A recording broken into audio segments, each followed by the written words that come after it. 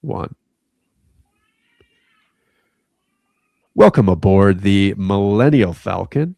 This is Jordan. This is Christian. Yeah, this is Frankie.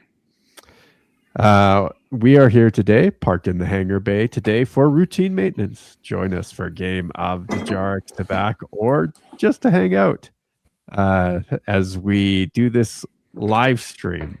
Make sure to subscribe to the show. And if you want to get an audio only version of this episode, so you can listen on your way to work and whatnot, or while you're running on your treadmills, make sure to become a Patreon at patreon.com/StarLords. Don't forget also to follow us on all the social medias, Instagram, X, Facebook, YouTube, all that good stuff. Anyways, here we are back again. Fun Star Wars stuff. What's happening, y'all? Yeah. So, yeah, I have been doing some. There's been all kinds of new stuff in the last little bit. We haven't done a live stream in a little while, and there's actually been quite a few.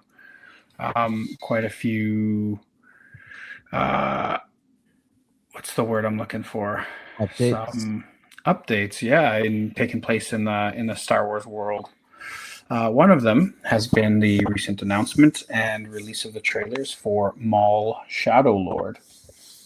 So, yeah, I got some info here. So, beginning with a 2-episode premiere on Disney Plus on April 6th, 2026. 2 episodes each week, leading to a finale on Star Wars Day, May 4th. Star Wars Maul Shadow Lord presents fans with a pulpy adventure and finds Maul plotting to rebuild his criminal syndicate on a planet untouched by the Empire. There, he crosses paths with the disillusioned young Jedi Padawan, who may just be the apprentice he is seeking to aid him in his relentless pursuit for revenge. Series will be developed by Dave Filoni and Matt Miknovets. And then Brad Rao is the supervising director. So, with all that to come out, did you guys hear about any of this? Did you guys see the trailers? What's where are you guys at? Yeah, I did know about this. I did watch the trailer. Unfortunately, as with everything Disney at the moment, I'm not super excited, but I will probably give this a watch. I'm more excited for this than most of the slop that's come out. Not to say that I'm super excited for it, but it's the first thing that's been more interesting than not that's come out in a while. Matt Miknovitz is also I think one of the creators of Jedi Fallen Order, which is some of the better Star Wars product that's been out. So I'm hoping that that talent will kind of carry over into this, but we shall see. Yeah, I don't know. I did see some of the clips and stuff floating around online. It doesn't it looks good. I won't lie, it does look good. However, I'm just not a huge fan of Darth Maul sequels. I would be all about the Darth Maul prequels, like doing more of a backstory to Darth Maul, building up to episode 1.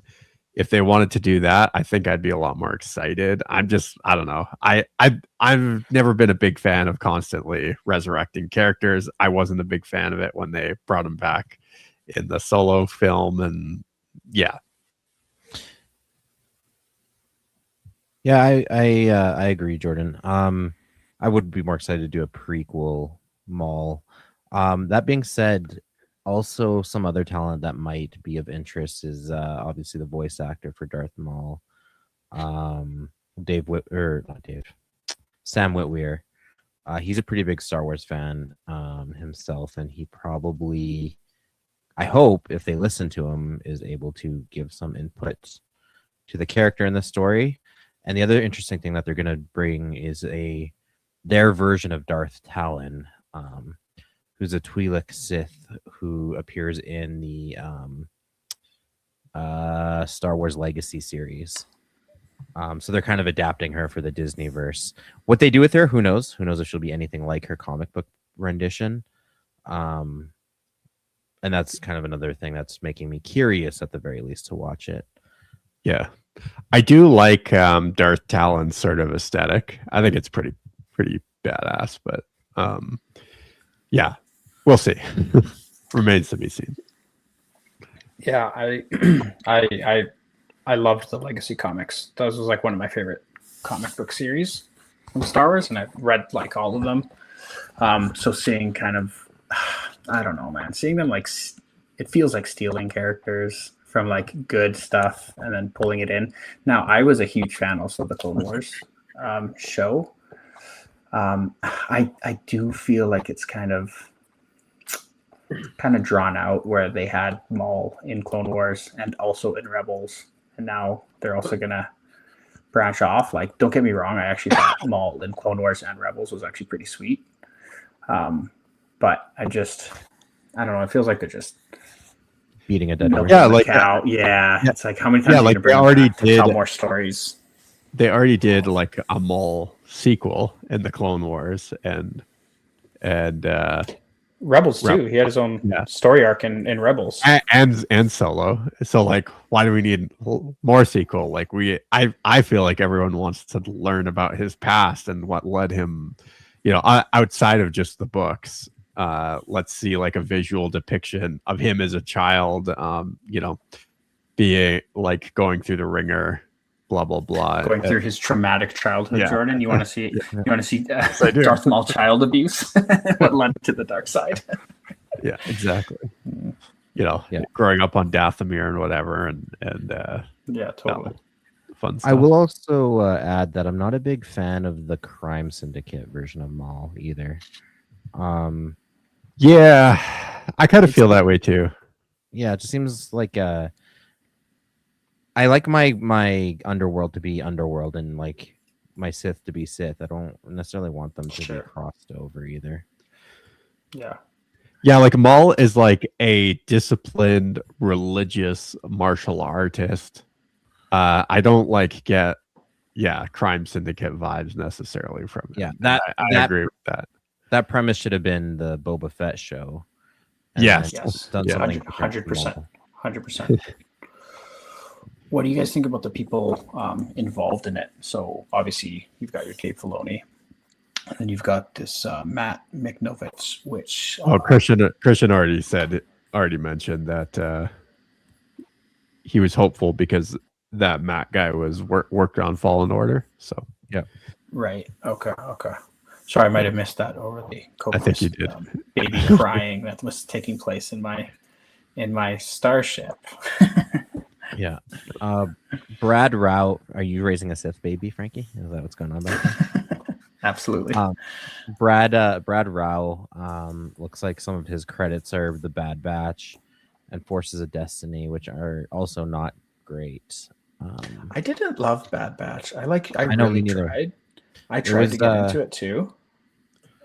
Yeah. It felt like a letdown for sure. Yeah. So yeah, always with Star Wars, you have this like balancing act of like good talent and questionable talent, and every time they just I don't know what's gonna win out, Yeah.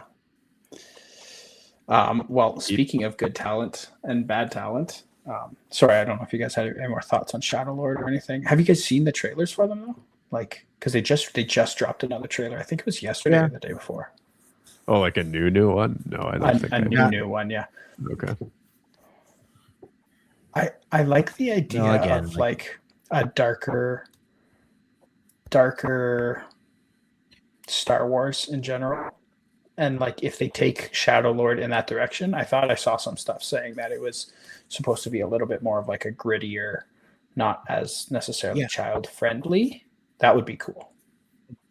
Okay, this is what bothers me though, is they've done so many bait and switches. I don't trust them. If it was the way it's being presented in the trailers, sure, yeah, that's great. And I agree with you, Frankie. I do like a little gritty Star Wars. But again, we've been screwed over so many times by now. I'm not falling for it until I see it with my own eyes. No trailers, no amp up, no names attached to the project are gonna get me excited enough to trust them. Sure. Yeah.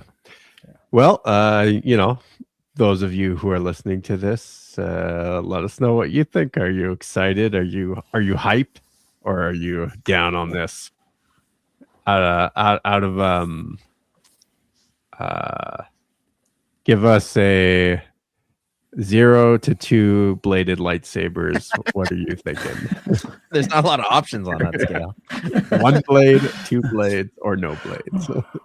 Or a Kylo Is a Ren. blade good or bad?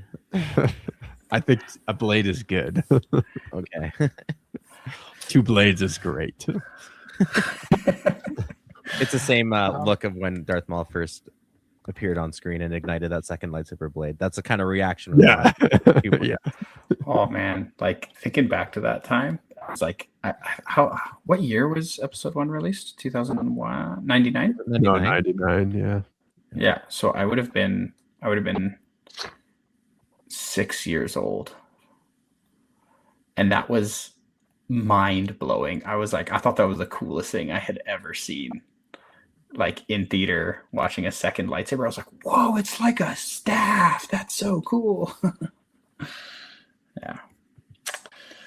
All right. Well, speaking of that, hold on. Jonathan in the chat says Maul Lockdown is a great book taking place prior to episode 1. So yeah, that's where we get in the Legends continuity. That's where we get a lot of the Maul background. I don't know. Yeah. Is there anything in the Disney Disneyverse that is prequel Maul? I don't know if they did any published works, but they completely changed his backstory to where like he's from Dathomir as a kid, and they kind of like allude to it in the Clone Wars because he's got his whole brother situation. There's also a comic book series that deals with Darth Maul prior to episode 1 as well, where he like assassinates members of Black Sun, and like very leans into that Sith assassin feeling, which is always kind of exactly like Jordan said earlier, like that he's a wrecking ball. That's why he's called Maul. Like he's just this brute instrument used for crushing things, which I absolutely love. Yeah, absolutely. All right, should we go on to our next headline here? Yeah, this one was kind of strange. It's like some news stirring up. I wonder if I should change the order of kind of the topics that I. Yeah, let's change the order here because I think this makes a little more sense. So, kind of the big story, the big news. Obviously, again, we were a little bit late to all of this, just given our last live stream of a couple months ago. But in that time that we've kind of been a little dark, the good old Kathleen Kennedy herself had stepped down from her role as president of Lucasfilm. Now, I do want to say in our last live stream, we did say that this was official, but she hadn't officially left. Like she's not out of her office yet. As of recording this in March of the year of our Lord 2026, as far as we know, she no longer enters the Lucasfilm building because she is not employed there. Yeah, so she actually isn't head of Lucasfilm. Yeah, so we made a point of that actually on the last live stream, talking about how for the last like every other live stream we were talking about new rumors about her actually leaving. Like I made the comparison of a Ross and Rachel will they won't they, where she just kept teasing us with rumors of actually leaving, and then it appears she did it. For once, the rumors were right as time of our last live stream. So yeah, until Disney pulls a Bob Iger and brings her back in like 2 years. Oh, God, no. I think Iger was stepping down too, if I'm not mistaken. Yeah, again, yeah. His second retirement, yeah. But from her replacement here, good old Dave Filoni. I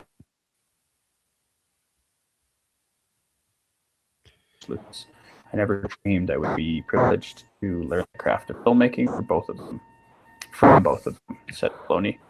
From Rey to Grogu, Kathy has overseen the greatest expansion in Star Wars storytelling on screen that we have ever seen. I'm incredibly grateful to Kathy, George, Bob Iger, and Alan Bergman for their trust and the opportunity to lead Lucasfilm in this new role, doing a job I truly love. May the Force be with you. So, yeah, what do you guys take from that? What do you think? Like, you said this is going to be a short-lived, to have Dave Filoni make a crack, make a couple shows, then bring her back in a redemptive fashion? I don't know. I don't think she's coming back, to be honest. She's pretty old. I think she's like in her 70s. Yeah, she's in her 70s, which shocked me. I didn't realize she was that old, actually, till we looked it up. Yeah. And Botox is a hell of a drug. Yeah, I also don't trust who she's leaving the projects with.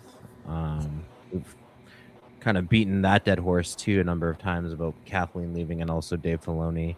So again, like, not excited. Not still hasn't won me back. I'm just kind of a shoulder shrug. I mean, it probably won't be worse, but will it get better? Yeah, will it get better? I don't know. Maybe. We'll see. But like separatists are jamming our comms. It can only mean one thing. Yeah. Invasion. Yeah. Yeah, I don't know. I am happy that we won't have to talk about Kathleen Kennedy, at least maybe only in passing reference, but we won't have to actually like make her a topic of discussion. It would be nice if we could all put that chapter of our lives away behind us. Yeah, close it. Yeah. And now we can open a new chapter on Dave Filoni. Yeah. We will never be satisfied. As he runs amok on the franchise. But who knows? 14 years though is a crazy Yeah.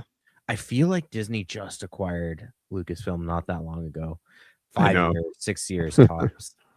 And then you look at it and you're like, holy smokes, they really strangled that thing. Yeah, it is crazy. And they spent so much money. I wonder if they made their money back yet. I don't think so, but what was it, $6 billion? Yeah, but then also all the costs of all the production Production, costs and everything. So it's like, I wonder if they ever made their money back. Maybe on merch. They did say they're going to update Star Wars Land in Florida, I think, to be back to the original characters too. So like more Darth Vader, Han Solo's, Princess Leia's walking around. Did they? Yeah. See, I went to the California one last year, and they had like a mix of everything. I will say there was like a lot of Mandalorian stuff, and then of course they're gonna a lot of original trilogy stuff.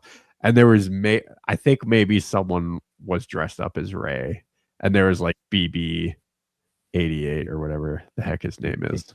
Yeah, and there wasn't too much of the sequel stuff, but yeah, I think that's like tacitly admitting defeat and just like give people the OG stuff. That's what they'll pay to show up for. Yeah. But yeah, I don't know. I don't really have much to say about that. I'm sort of glad we can move on from Kathleen Kennedy. I don't know, Frankie. What are your thoughts? Should we? Can you guys hear me? Okay. It's having some audio issues there. Yeah, I don't know. I'm wondering if it's just too late, if the damage has been done, and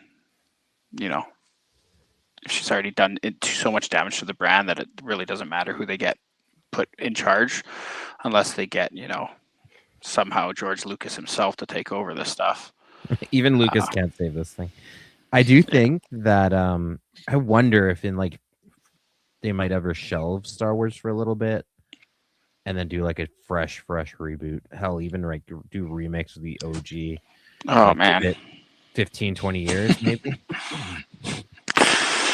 Yeah, I don't know if I would like I feel I'm in like a weird place with Star Wars right now. It's like I have this undying attachment and nostalgia to it for what it was, for how much of a role it played in especially my formative years.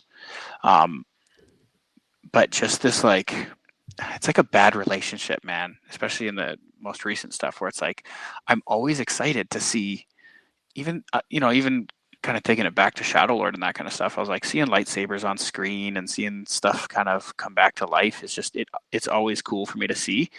But like I haven't been the expectations haven't been met since, I don't know, maybe Mandalorian, watching Luke walk down the hallway. Like that was super cool. It kind of brought back that same feeling of Star Wars, and that's probably the last time I felt that. And so it's like, can I handle any, it's one hit for every 15 misses, it's brutal. Yeah. Yep, it's true. All right, should we go on to the next topic here? Yeah. So speaking of misses and hits and hurts and people failing up in the industry, rumors. So since the step down of Kathleen Kennedy, rumors of another Star Wars another installment in the what would you even call them? Like trilogies, I guess. Like so rumors have resurfaced. Episodic movies. Sure. Yeah. Rumors are starting to resurface again of storyboards and stuff being written out for Star Wars Episode 10. Now I know a lot of movies and stuff have been shelved. So and it's weird. So like the articles I saw when I was looking into this stuff, like most of the articles I saw were from 2024, 2023. There always been kind of like these whispers, and I think it was primarily focusing and kind of floating around Rey. But just recently, some new discussions about putting people in charge of an Episode 10, and some of the people in charge of some other projects that took place. So here, let me just kind of read what I got here. So Lost co-creator Damien Lindelf and the Strange story editor Justin Britt are writing a new Star Wars movie that is set to be directed by Miss Marvel's Sharmeen Obadiah-Chinoy, which, if I've ever heard of failing upwards, that is, I don't know if you guys followed kind of any of the controversy around the Miss Marvel stuff, but yeah, it was brutal. It was awful. What an awful. Did you watch it? Yeah, I've seen the movie. It was probably one of the worst Marvel movies, MCU movies. And her character is so unlikable. Yeah. Unbelievable. Yeah. Really, so quite astonishing, stunning even. So to bring that,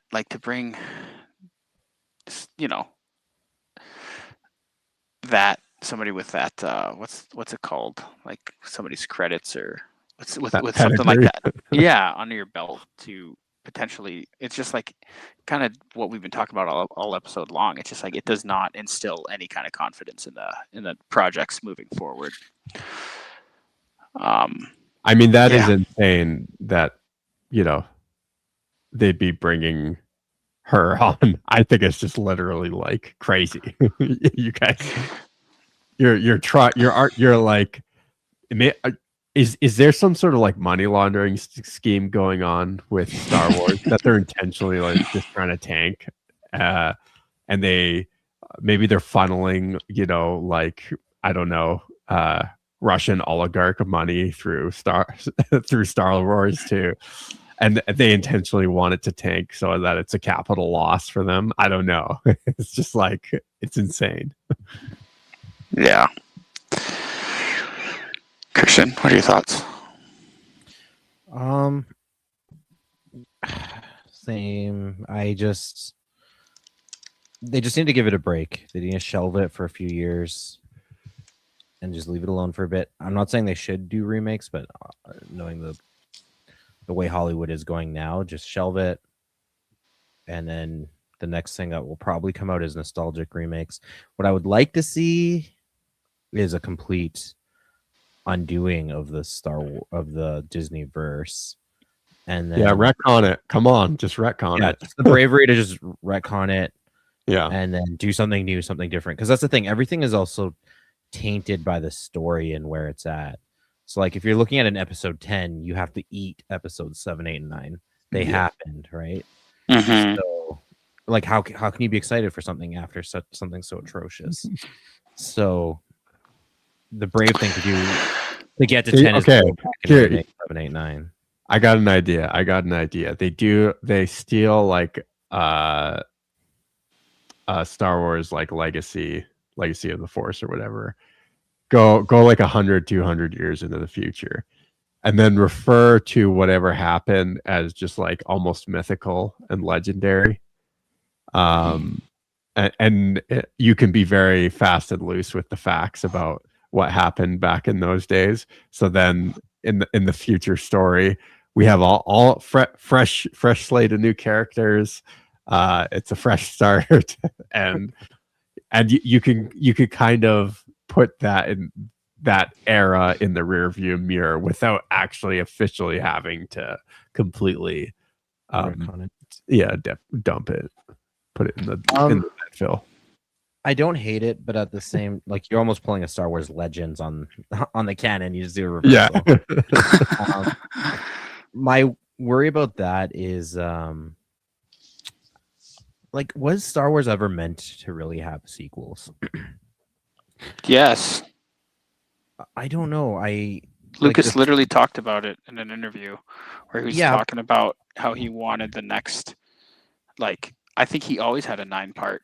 No, I don't know if that's accurate. Like, eventually he came up with the later installments, but the story like closes cleanly in episode 6. Even for Legends, it was kind of like they staggered around kind of looking for what the next plot will be.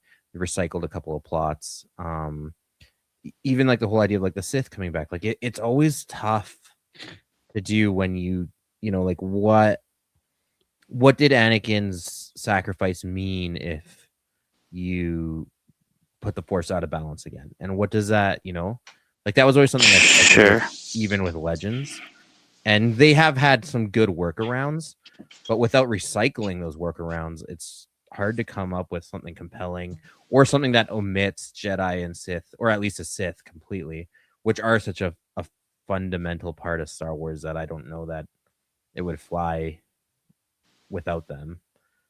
You'd have to have like a really good story. Like even the Yuzhan Vong were quite divisive among Star Wars fans when they were first brought into the controversial. Yeah. Like, how can you have Star Wars without Sith?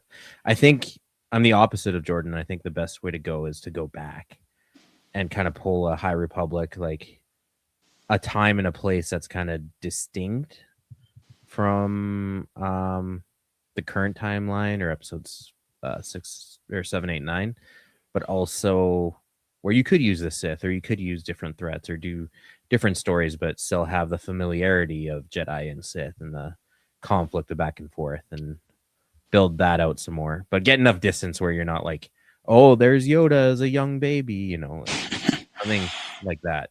Go far back enough.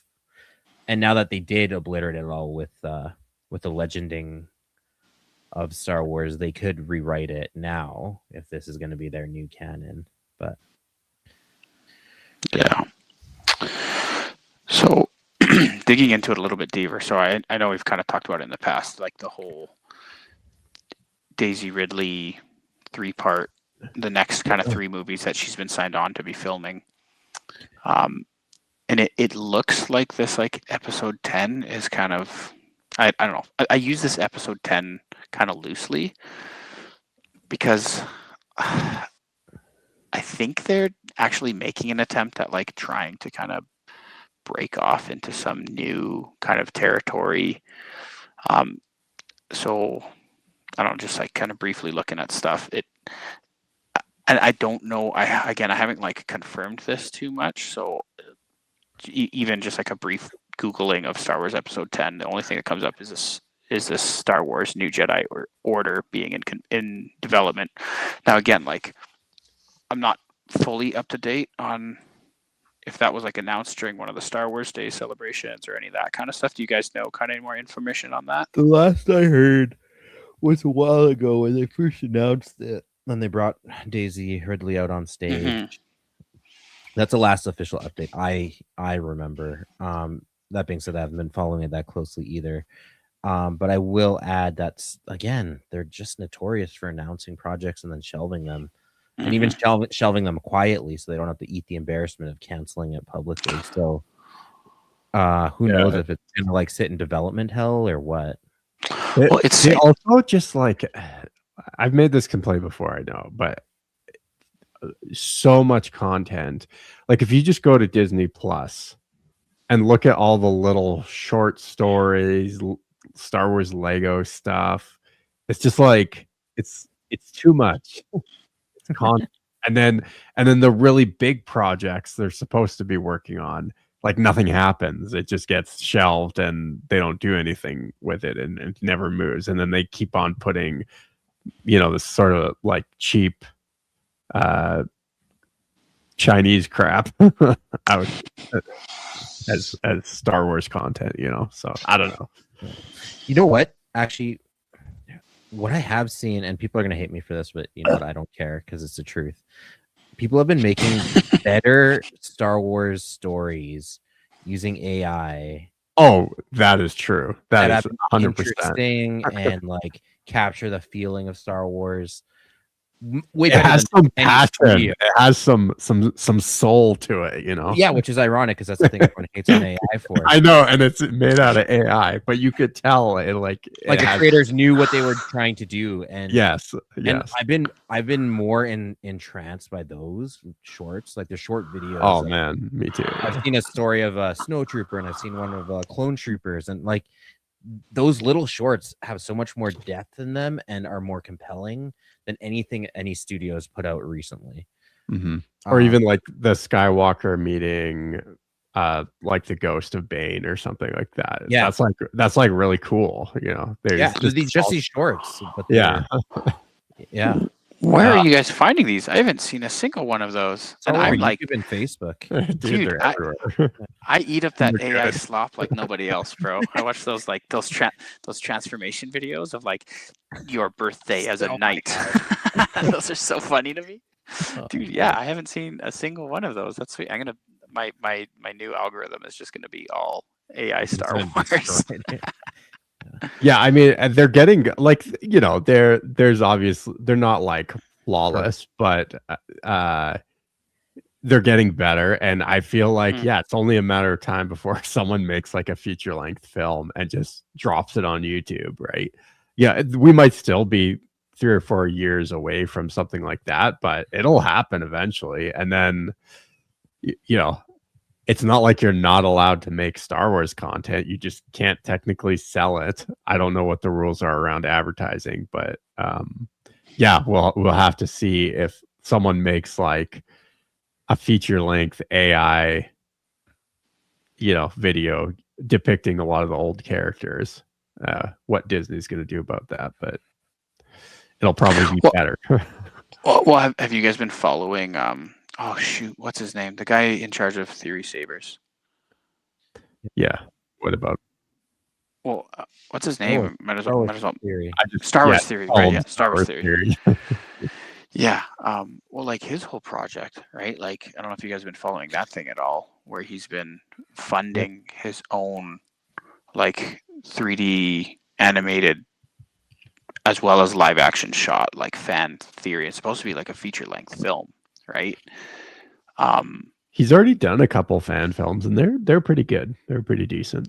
Yeah, he did I think he did a couple episodes, and I guess he wasn't happy with the last ones, and so he's kind of planning on making. Well, he just released a trailer for like his newest thing, and it looks sick, dude. Like it looks so sweet. But like he's putting like millions of dollars into this, and he's just gonna upload it to YouTube because he can't like monetize it. He can't monetize it, which is crazy. That is a crazy thing to do. It's a passion project. The dude just loves it so much. He's gonna make the Star Wars that the studios aren't willing to make. Yeah. Before we move on to, I just want to say, they are going hard, and I don't blame anyone for not knowing this because no one cares about the Oscars anyways. But they're going hard on promotion for The Mandalorian, and it is not working. It's embarrassing. It is not working. The Super Bowl commercial was awful. I don't know if you guys saw that. And everyone knows how much Super Bowl ads cost. That alone could have been a its own project. And yeah, it was just this awful like. How much did they spend on it? I don't know. It's going to be. I'm going to check just to get ad space for the Super Bowl. And the Super Bowl is always known for its like entertaining commercials, and they just fumbled that ball so badly. And then the Oscars happened on Sunday, which again, like I don't blame anyone for not watching it. I didn't watch it. I forgot it. I didn't even know. Yeah, I didn't know it happened until after it happened.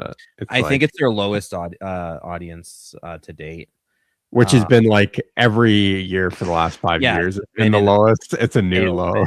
Yeah. And they also, man, it's almost I think the 100th Oscars. I think this was 98. Oh wow. Or something. Oh, so, okay. Like, okay. You would think if they hit 100, that would be like the biggest thing on the planet, but they've just lost so much reputation. But anyways, they were promoting The Mandalorian there too. They did like a little skit, I think, with Conan O'Brien and Grogu. Maybe it wasn't Conan, maybe it was another guy. But in any case, like they just this like cheesy, like it's obviously an ad that's not meant to be an ad. Just trying to build up hype for the movie, but it just came off as like so ham-fisted. It just go look it up on YouTube. It was not good. So yeah, I didn't even know the Oscars happened. Yeah. They spent $10 million on 30 seconds for the Super Bowl. Like imagine $10 million budget for like a series or shorts or like I'm telling you, it's a Russian oligarch money laundering scheme. That's what it is. Only thing that makes sense. Yeah. Just crazy. Yeah, that's wild. $1 million is nuts. Yeah. It's even like season 3 of The Mandalorian. I will say I didn't hate it. I did have some problems in that it did feel more like it should have been just called Bo-Katan and not The Mandalorian, because that's what it was more about. Not it wasn't really about Din Djarin, which is what I thought it should have been about. It like sort of lost its focus completely. But yeah, it seemed to have lost a lot of its excitement. And I'm talking more not about the show itself, but just about the fanfare around it. Definitely lost its excitement around season 3. So yeah, I don't know what they're going to be able to do to salvage that, to be honest. And now they have to make like a movie because, the last 4 episodes of The Mandalorian was like not even about The Mandalorian. And so now they actually have to wrap up the story of The Mandalorian. they didn't really do it in the actual show. But yeah.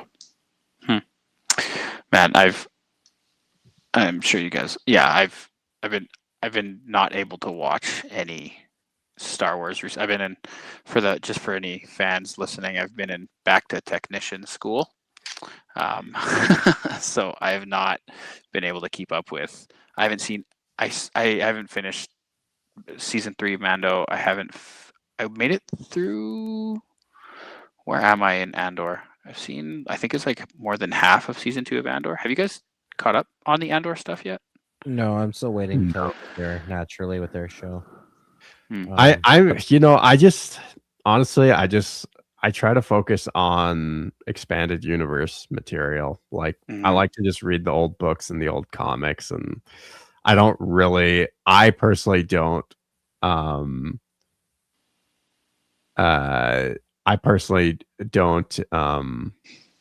prioritize like any of the Disney stuff because I'm just not as invested in that. Sure. There's a really good. I thought this was kind of funny. Jonathan says they got to stop naming the shows after a sole character because they clearly want to tell an ensemble story. It happened with Kenobi, Ahsoka, and Boba Fett. I think that's bang on. That's yeah. I think I've made this point before too, but like the only good episodes of Boba Fett were the ones with Din Djarin and Luke in it, and the other ones that were like about Boba Fett were just garbage. Mm-hmm. So but It's almost like a bait and switch. It's so unfair. it's weird. That's how I but felt. no, with but Boba it's Fett. yeah, but it's weird. It's just like weird. Like, why are the best episodes of this because they're from a show different like show. yeah, like They literally they're cut like have some nothing to of the do episodes. with Boba Fett. Well, yeah, but that's what I'm saying. It's like they're taking the name to attract the audience and the draw, and then just putting out equivalent of AI slop. You know, it's like why did I watch that? That's brutal. Yeah. Okay, well let's change gears a little bit here and get into some of Frankie's hot takes. And the latest Frankie's hot take I have for you is stay off of Reddit's Star Wars hot takes. Stay off of Reddit altogether. It was brutal. Like, It's a hive of scum and villainy. oh, it was rough. Yeah, it was all just defense of the worst aspects of the latest Star Wars.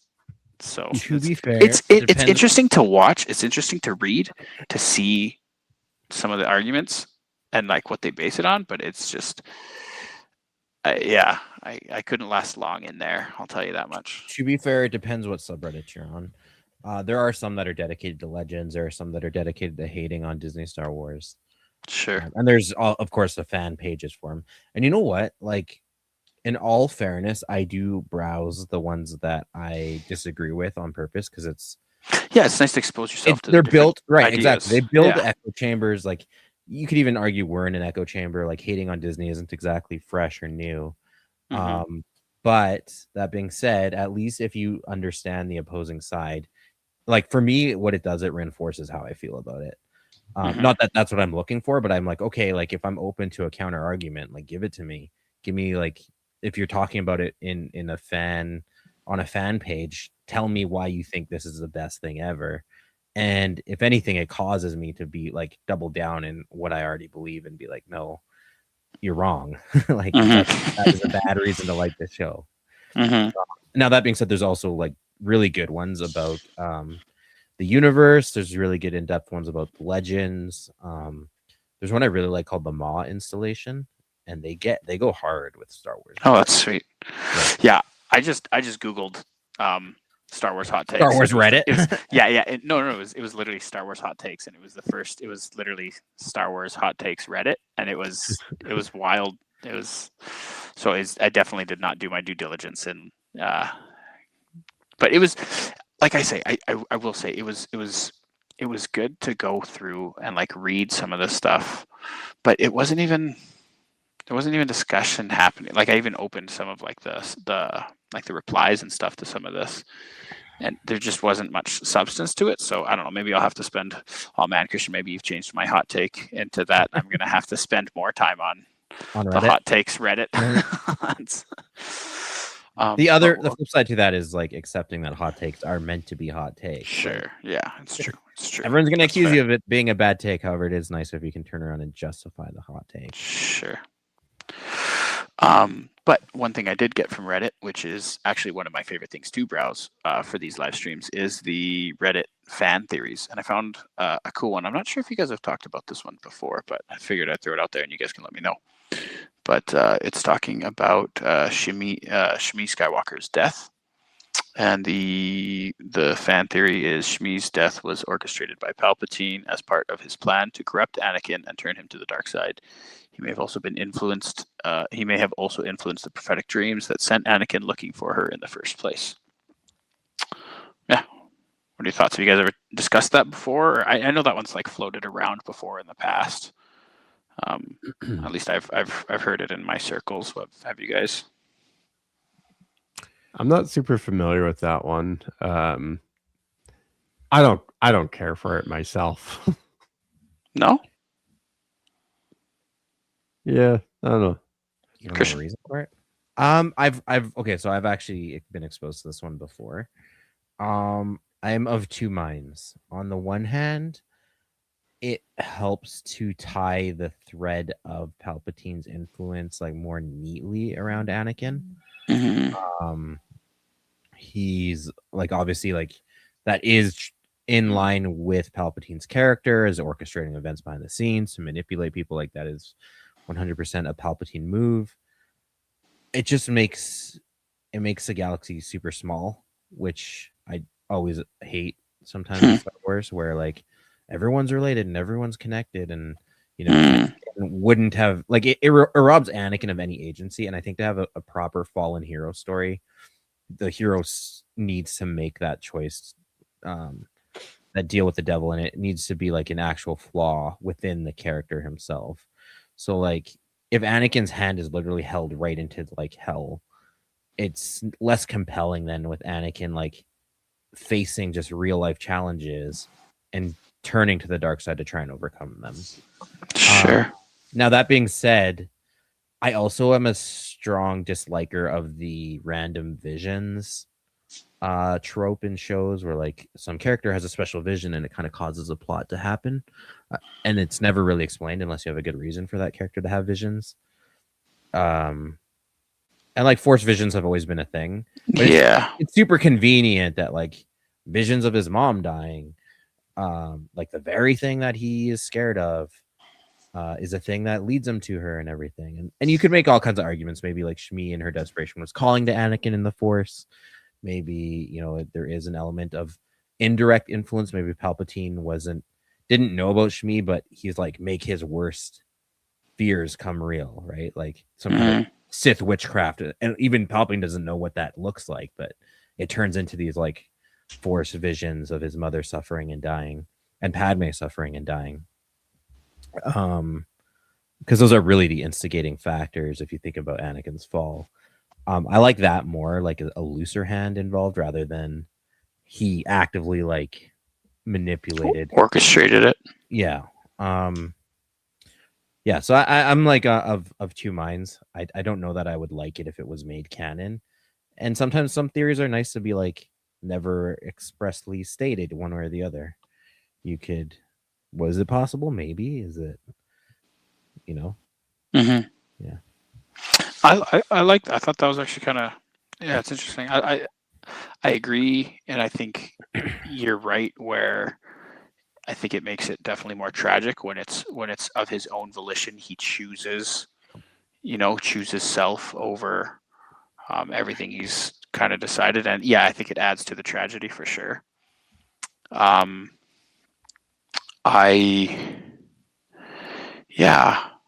Oh shoot, I had something I was going to say. I totally lost it. I completely forgot. Darn it. It'll come back though. While you're talking here, whether or not this is true, I don't know. Again, Reddit may or may not be accurate, but apparently someone was saying that an early version of Revenge of the Sith had a reveal that Dooku actually had the Tuskens kidnap Shmi. But they completely dropped that plot point.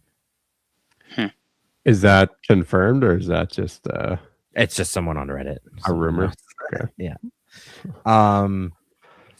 Yeah, I get why. I get it. I do get it.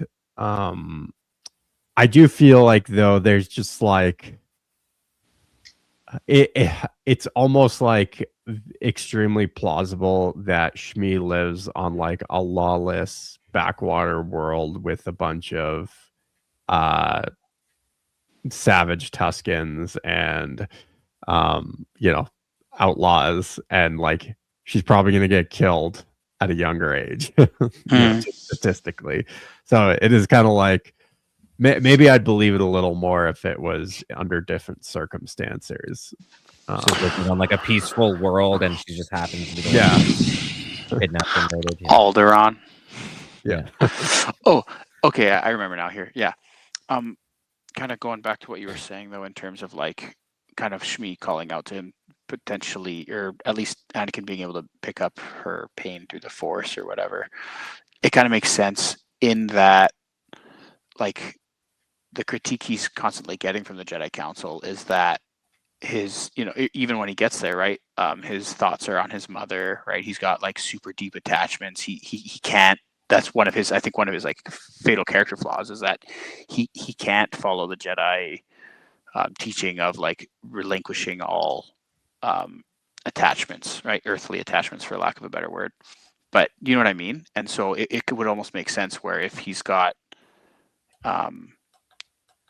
just these super deep attachments that he could potentially be sensing her pain or sensing her that's in during that. And then I kind of like the idea of Palpatine taking advantage of it, but I do take your point, and I actually think I agree in that. I do think I think what makes it so tragic is the fact that he chooses to fall to the dark side, you know, and giving him agency in that is, you're taking away agency, I think kind of removes from some of that tragedy.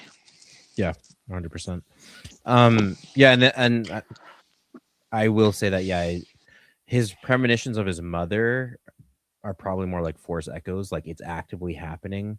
So he's sensing her pain through the Force more so than like visions of the future. Yeah. With Padme, it becomes a question of visions of the future.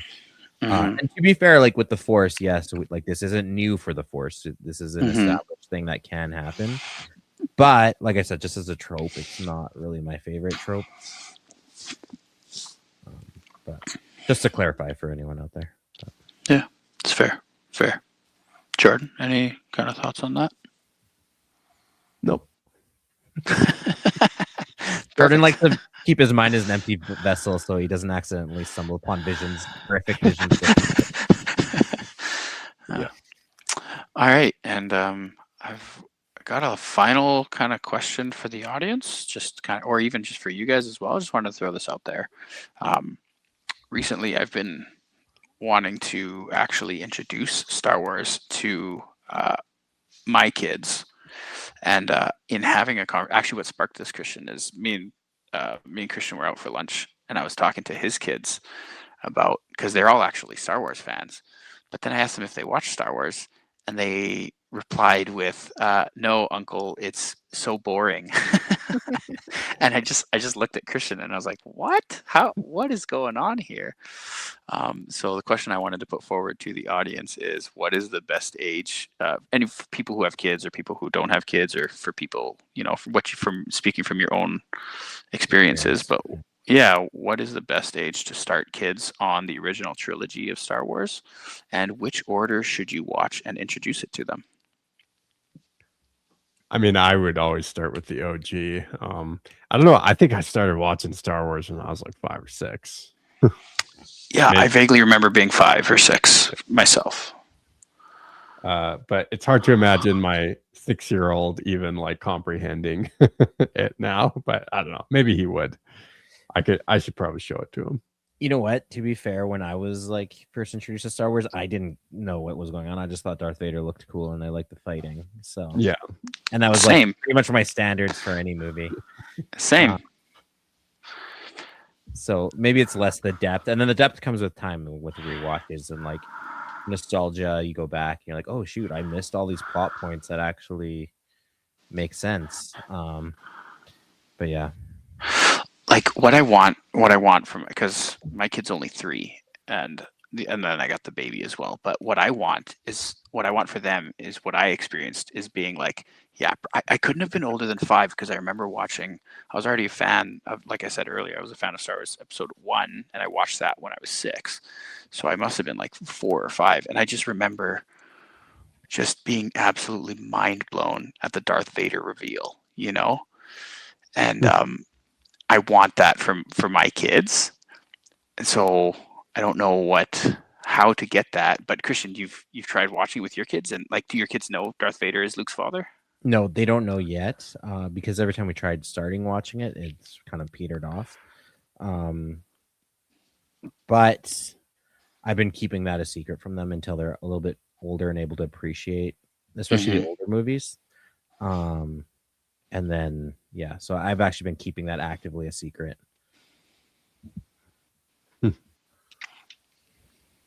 Nice. Yeah, not a bad idea. Yeah. And they have action figures. They have action figures of Anakin and of Darth Vader. And just like Obi-Wan, I just don't tell them about the connection between the two. Like, this is Anakin, he's the greatest Jedi ever. This is Darth Vader, he's like the Sith Lord.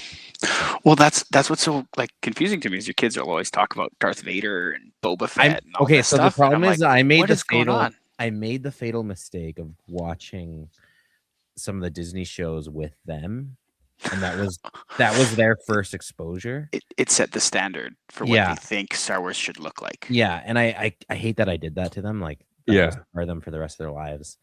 I'm always like, progress. Start with the.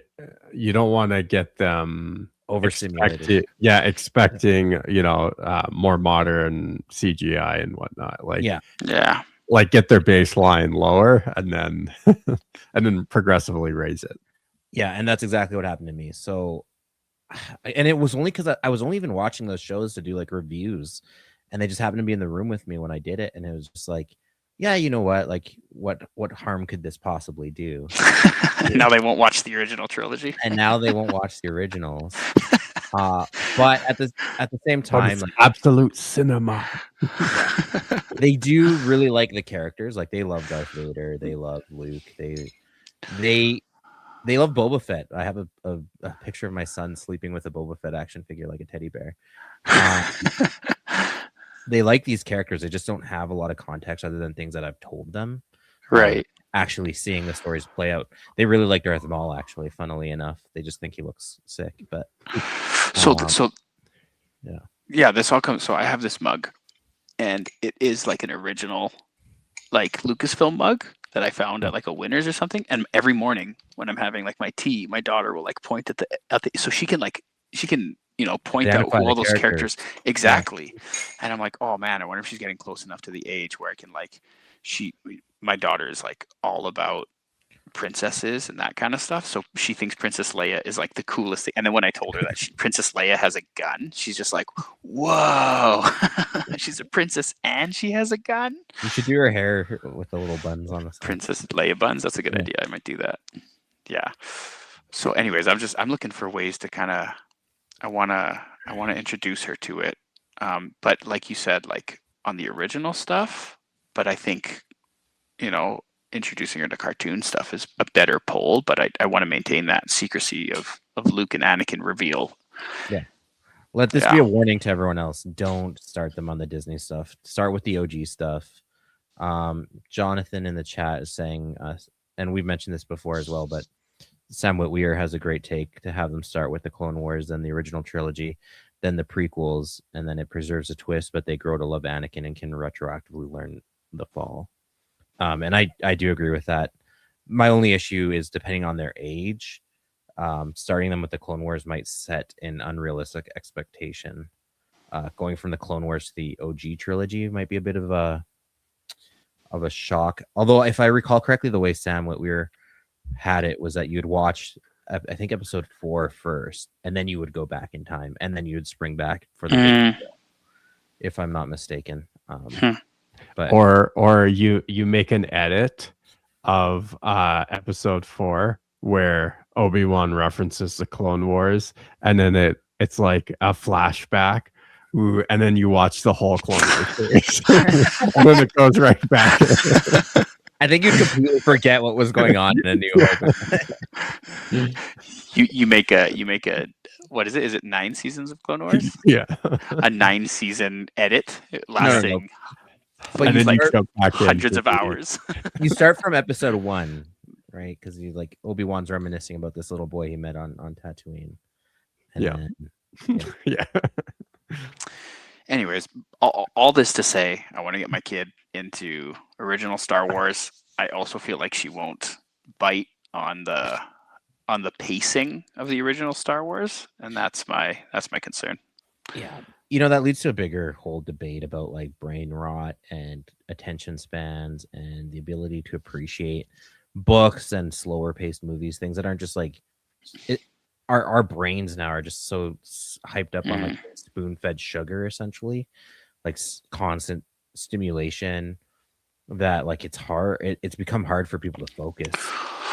It's not good. It's not good for society. But that's a whole other podcast. I agree with that, but at the same time, taking it back to when I was a kid, don't you remember? Like, at least for me, like my mom, for instance, would show me a movie that she really liked from like the 70s or 80s. And even, I would have been in like the 90s, and I would have been like, oh, this movie's too old. Like, there's no lasers in it. I want to watch Star Wars. You know what I mean? So I feel like even back then, you had that same issue Certainly, yeah. I'm a big person that admits I struggle even watching the good '80s movies sometimes. That's changed. Our appetites have been like so hijacked. And I think we miss out on a lot of just like great stories and great content because our sort of dopamine receptors have been so blunted by yeah. Now, to Frankie's point though, I was that person as well who, like, you could show me a really great movie and I'm like, if it was made before a certain date, man, I'm gonna struggle to sit through it. But as I've gotten older, I've found myself being able to appreciate some of those older movies myself. Yeah. So it's almost like a matter of taste, a matter of like practicing and focusing, and you're not.